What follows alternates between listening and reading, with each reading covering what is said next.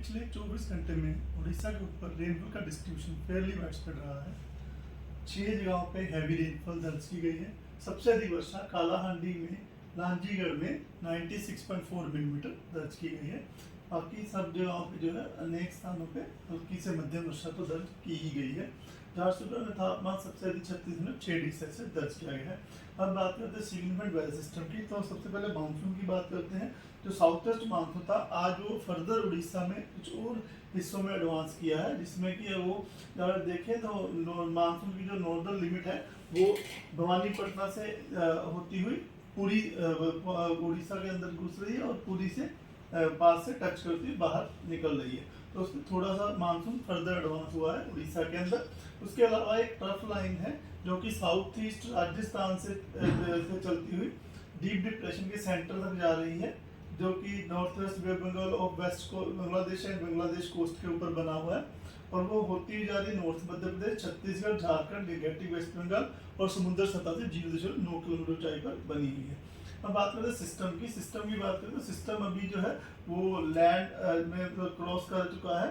तो उसमें अगर बात है जो सिस्टम पहले north west bay of Bengal off west Bengal Bangladesh coast के ऊपर था एक डीप डिप्रेशन के तौर पे, वह जो है नॉर्थवर्ड मूव किया है और पिछले 6 घंटे में 22 किलोमीटर प्रति घंटा की रफ्तार से चलता हुआ वेस्ट बंगाल और बांग्लादेश कोस्ट जो कि सागर आइलैंड और खेपुपाड़ा के बीच में जो है राय दिघी जो वेस्ट बंगाल स्टेशन है उसके पास से होता हुआ गया है। 10:30 से लेके 30:30 के बीच उसने क्रॉस किया है और उसका जो सेंटर था 11:30 बजे की ऑब्जर्वेशन 11:30 बजे की ऑब्जर्वेशन के हिसाब से IST टाइम में जो वेस्ट बंगाल बांग्लादेश कोस्ट के ऊपर लैटिट्यूड 22 डिग्री सेल्सियस और लॉन्गिट्यूड 88.4 डिग्री ईस्ट के पास है। तो ये जो 40 kilometre south west of Canning है, 130 kilometre west south west of Mongla Bangladesh का जो स्टेशन है वहां से है और 190 kilometre west of Khepupara Bangladesh का जो स्टेशन है वहां से दूरी इसकी बनी हुई है। और ये सिस्टम धीरे धीरे ये है नियरली नॉर्थ ईस्टवर्ड की तरफ मूव करेगा। यह अपनी इंटेंसिटी डीप डिप्रेशन शाम तक बनाए रखेगा। उसके बाद ये धीरे धीरे जो डिप्रेशन के रूप में वीकन हो जाएगा, डिप्रेशन बन जाएगा। इसके सिस्टम के हिसाब से आज जो हमारे उड़ीसा में हम लोगों ने वाइड स्प्रेड डिस्ट्रीब्यूशन दिया है रेनफॉल का, यानी ज्यादातर स्थानों में हल्की से मध्यम वर्षा होने की संभावना है। उसके अलावा हैवी टू वेरी हैवी और हैवी रेनफॉल भी 1-2 स्थानों में हो सकता है। तो बात करते हैं लगभग सब जगह पे थंडरस्टॉर्म विद लाइटनिंग होने की संभावना के साथ में जो गस्टी सरफेस विंड स्पीड है वो 40 से लेकर 60 किलोमीटर प्रति घंटा की रफ्तार के बीच में रह सकती है। जो very heavy to very heavy isolated place जहाँ पे हो सकती है वहाँ पे विंड 50 to 60 km रह सकती है। उनमें जो डिस्ट्रिक्ट शामिल है मयूरभंज, बालासोर, भद्रक, केंद्रपाड़ा, जगत सिंहपुर, गंजम, गजपति, रायगढ़, कालाहांडी, नवरंगपुर और कोरापुट डिस्ट्रिक्ट शामिल है। उसके जहाँ पर हैवी रेनफॉल है वेरी हैवी में ऑरेंज अलर्ट दिया गया है, हैवी रेनफॉल के लिए येलो अलर्ट दिया गया है। तो हैवी रेनफॉल जिन डिस्ट्रिक्ट में होने की संभावना है 1-2 स्थान में केओंझर, जाजपुर, कटक, खुर्दा, पुरी, नयागढ़, कंधमाल, बोलांगीर, नुआपाड़ा ये सब डिस्ट्रिक्ट्स हैं जहाँ पर येलो वार्निंग हैवी रेनफॉल के लिए दी गई है। इसी प्रकार डे 2 की बात करें तो डे 2 में जो डिस्ट्रीब्यूशन फेयरली वाइडस्प्रेड रह सकता है।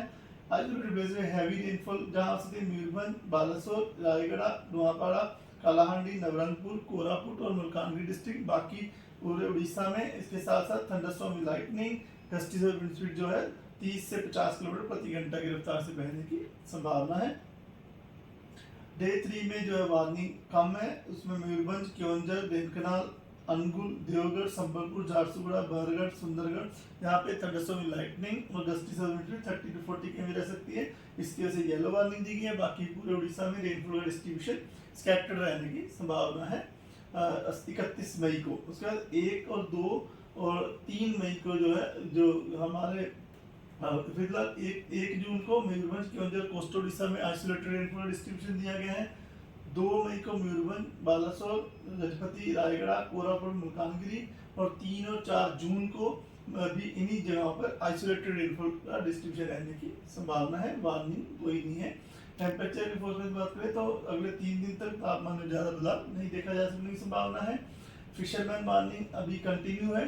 उसमें अगर बात करें तो जो स्क्वेली विंड है वो 50 to 60 kph gusting to 70 kph रह सकती है नॉर्थ बे ऑफ बंगाल और along and off west Bengal Bangladesh coast evening तक आज 29 तारीख तक। उसके बाद ये धीरे धीरे नीचे स्पीड में गिरावट दर्ज की जाएगी और 40 से 50 किलोमीटर प्रति घंटा गस्टिंग टू 60 किलोमीटर प्रति घंटा कल मॉर्निंग तक पर्टेन करेगा।